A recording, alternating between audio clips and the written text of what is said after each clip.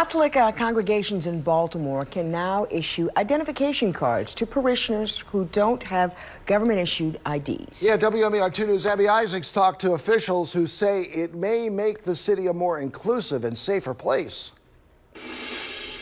It's a wonderful day, an awesome and very special day for the most vulnerable residents of the city of Baltimore.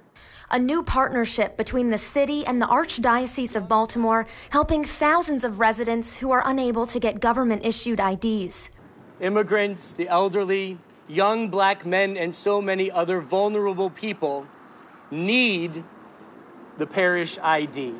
Catholic congregations that choose to participate will be able to produce non-government ID cards for parishioners, and they'll be recognized by the city and the police department. The effort will help us strengthen relationships between law enforcement and some of our most vulnerable population.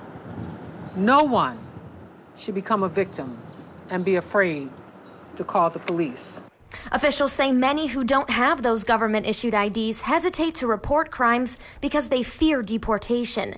These IDs alleviate that fear. If one of those vulnerable people become a victim to a crime, then they should be able to have an ID that they can present to the police, that the police can follow up on in terms of writing reports. They'll be used to access public and private services and ultimately as a symbol of inclusion.